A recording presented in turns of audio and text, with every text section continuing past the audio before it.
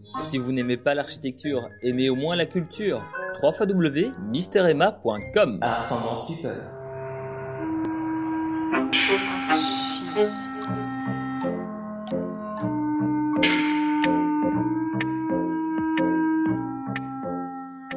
Bonjour et bienvenue dans Arch Urbain, l'émission qui vous parle d'architecture et d'urbanisme. Je suis aujourd'hui en compagnie de Jean Nouvel. Bonjour Jean, tu vas bien? Je vais pas mal, mais c'est un bon jour puisqu'on va construire. C'est ça, c'est toujours un bon jour quand on construit alors. Pour un architecte, oui quand même. Alors, il faut qu'il change de métier. Oui, parce que sinon... architecte de papier. J'ai toujours dit que je voulais pas être un architecte de papier, mais en fait je perds tellement de concours que je suis pas un architecte de papier. On va parler justement de cette perte des concours. Bon, mon émission, elle est là pour monsieur et madame tout le monde. Pour expliquer qui tu es, je dirais que tu es un architecte français de renommée internationale. Est-ce qu'il y a autre chose à dire? En définition brève, en 4 mots. Je suis un architecte qui ne croit qu'à une chose, à l'architecture de situation. Oui. Ah, ça c'est intéressant. Je suis quelqu'un qui recherche toujours les singularités et les bonnes raisons de faire plutôt comme ci que comme ça. C'est pour ça que ceux qui ne connaissent rien ne peuvent jamais savoir que c'est moi. Et qu'on dit toujours que je n'ai pas de style. Mais tu réponds déjà à la moitié de mes questions là, parce que je me dis, un architecte a toujours un style, et ben non. Mais non, jamais un, parce que je crois qu'un style, c'est une attitude de permanence. Donc j'ai une attitude permanente, mais elle ne se traduit pas par un vocabulaire formel complètement établi. Je ne construis pas qu'en béton, qu'en briques, qu'en verre. Non, je construis, qu'en bois, je construis, je choisis à chaque fois.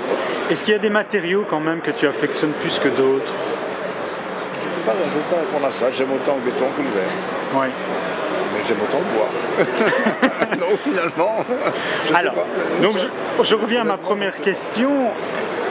Donc, tu es un architecte français de renommée internationale. S'il fallait citer un bâtiment emblématique que tu as construit, tu choisirais lequel? Je suis tellement un homme de situation que je ne sais pas dire quel film je préfère, quelle ville je préfère, quelle architecture je préfère, et choisir entre mes enfants, là c'est encore plus dur. Ça c'est encore plus dur. Alors, je vais le faire à sa place. Alors, un bâtiment emblématique, on cite toujours la tour à Barcelone. Trois-Gare. Oui. On cite toujours le musée Quai Branly. Par contre, est-ce qu'il y en a peut-être un qui t'a touché plus particulièrement au cœur? Ceux qui me touchent souvent, ce sont ceux qui ont des problèmes, comme les enfants. Ouais. Ah oui. C'est-à-dire que les Moses, par exemple, il y a la mairie qui a changé, c'est quelque chose qui a été fait hors norme. On avait réussi à ne pas mettre les loyers en proportion avec la surface, puisqu'on avait dit donnez-nous un budget, il y avait des expérimental, et on va faire ce qu'on fait avec ce budget, donc on a fait des bâtiments beaucoup plus grands.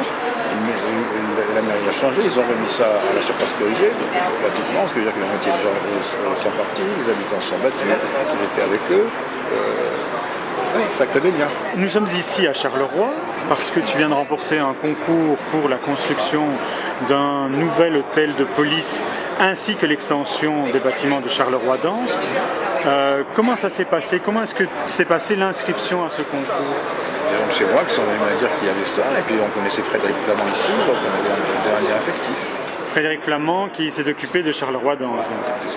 Avec qui j'ai travaillé pour l'exposition 2000 à Hanovre, où on avait fait toute une exposition spectacle sur le futur du travail, et avec qui j'ai travaillé aussi comme scénographe, je dirais, par rapport à ce qu'il aime faire, c'est-à-dire travailler avec des architectes qui font des décors sur lesquels ils dansent.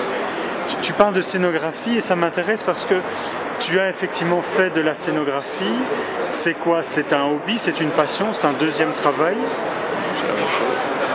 C'est la même chose. C'est la même chose. Quand on fait, du moins pour un certain nombre de programmes qui sont liés à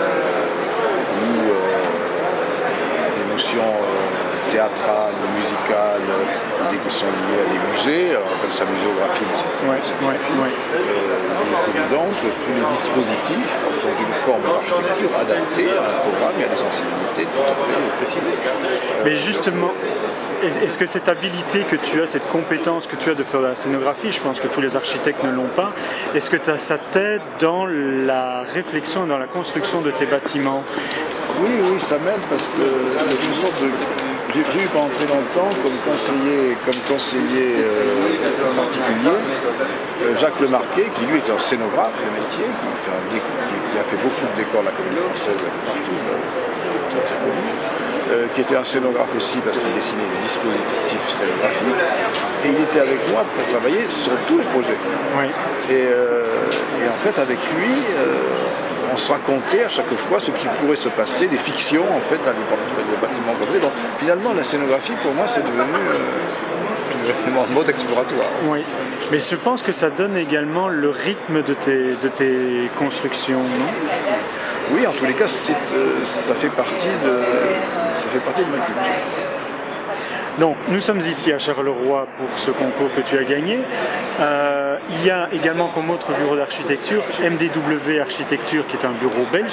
Quel est son rapport dans cette collaboration, dans ce concours? C'est une équipe, ils vont faire avec nous ici. Chaque projet, c'est une grande équipe en fait. Et là, en plus, l'équipe était plus large, puisqu'on travaille avec l'entreprise PPP. Oui. Je cherche les initiales. CFE. CFE, avec qui ça s'est passé vraiment bien. Et pourtant, j'ai des plus grandes réserves sur ce mode de travail. Puis en France, ça débouche sur beaucoup de catastrophes. J'en fais un qui est pas trop mal aussi pour le théâtre de Perpignan. Par contre, il y a d'abord où ça ne marche pas. Oui, parce que ça tombe souvent sur les majors du bâtiment qui veulent imposer leur voix et puis finalement, c'est eux qui choisissent les architectes. C'est ça, voilà. Parce que là, ça se termine pas très bien. Alors, quel est ton rapport avec la Belgique? C'est un rapport d'amitié et d'amour, depuis toujours. Mon principal conseiller actuel est Pierre Tonka, qui est un philosophe et un éditeur. Il est belge, donc on est toujours en train de plaisanter, de parler de la Belgique, évidemment. Et comment est-ce que tu caractériserais l'architecture belge? Est-ce que tu trouves qu'il y a des bâtiments emblématiques en Belgique ou des bâtiments qui t'intéressent, qui t'inspirent, je sais pas, qui... J'ai mes amitiés, il y a Lucien Groll qui pour moi est un demi-dieu, vous l'avez remarqué. Lucien, si tu entends ceci, mais c'est vrai. C'est vrai, je veux dire que Lucien, je l'ai vu à l'heure. Moi, j'ai commencé aussi à travailler dans les années 70 de façon assez participationniste. Oui, donc, oui. On était souvent dans les mêmes réunions en France, on suivait ce qu'il faisait et on regardait sa liberté, son invention comme quelque chose d'absolument incroyable. Et je crois qu'il a conservé ce naturel, sérieux et une façon de faire des choses totalement vivantes et imprévues. Et ça, c'est un poète. Mais Lucien est un réactionnaire un peu comme toi, non? Un réactionnaire, je sais pas contre quoi, mais... Bon, alors je vais expliquer. Tu as, enfin, je ne sais pas. J'ai lu quelque part que certains projets n'avaient pas été, des concours n'avaient pas été acceptés, justement peut-être par ton côté un peu trop réactionnaire à certains niveaux, comme la création d'un syndicat contre l'ordre des architectes. Est-ce que tu as ressenti ça ou pas du tout? Moi, je trouve ça plutôt actionnaire que réactionnaire. Ah, actionnaire. Donc Lucien est un actionnaire aussi. Je pense aussi qu'il est un actionnaire. Parce que le syndicat de l'architecture, c'était le premier syndicat anticorporatiste quand même. Où on montrait qu'il vaudrait mieux qu'on s'intéresse un peu plus à l'architecture que l'on doit faire, aux conditions de l'architecture, plutôt qu'aux conditions de celui qui fait l'architecture. Donc, la protection des commandes, ou à savoir que ça c'était un tout petit peu... Enfin, l'ordre en France, c'est un problème. Oui. C'est facile de travailler avec la Belgique?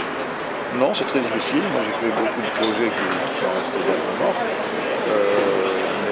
Ah oui, je regarde. J'oublie la caméra. Mais oui, c'est plutôt difficile. On a l'impression que les raisons des choix ne sont jamais claires aussi. J'ai eu des expériences bizarres comme le Berlaymont où j'ai fait le projet où finalement c'est un projet pas très loin du mien qui a été fait, on ne sait pas comment, et finalement on n'a pas à mon avis compris totalement ce que j'aurais fait, même si c'est un peu la même chose.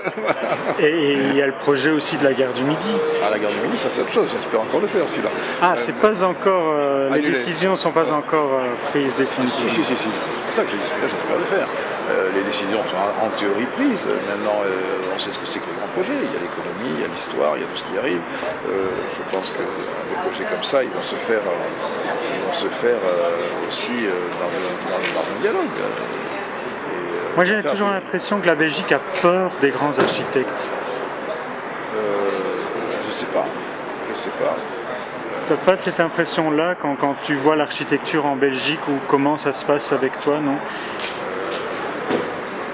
Je ne sais pas par rapport à ça si c'est une question de peur. J'ai l'impression effectivement qu'il y a eu toute une discussion à un moment sur cette histoire de reconstruction de la ville européenne, sur la Cambre et tout ça, qui a un peu pollué peut-être le débat créatif. C'était pas une mauvaise discussion sur le plan théorique d'ailleurs. Elle venait de façon polémique, de façon correcte, mais à condition de ne pas la prendre au pied de la lettre. Est-ce que tu dessines encore ou est-ce que tu es devenu vraiment la tête pensante et l'image de l'atelier? Je n'ai jamais dessiné. D'accord. Je griffe de temps en temps. Oui. Quand je n'arrive pas à l'expliquer clairement avec les mots, je griffe. Je me souviens de quelque chose, je griffe. Mais jamais plus. Donc je dis souvent que je travaille un peu comme réalisateur au cinéma. Oui.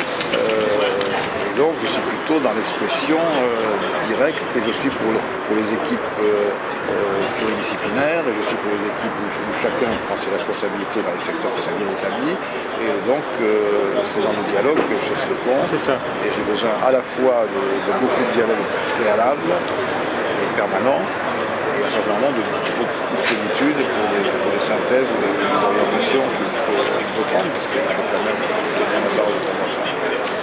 Jean Nouvel, c'est ici que se termine notre entrevue. C'était un bref portrait d'un architecte, de toi.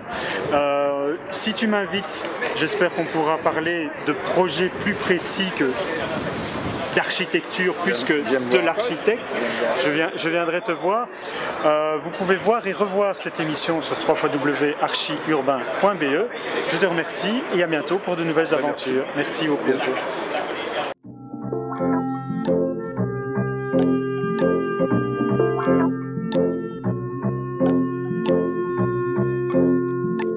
Si vous n'aimez pas l'architecture, aimez au moins la culture. www.misteremma.com. Art Tendance People.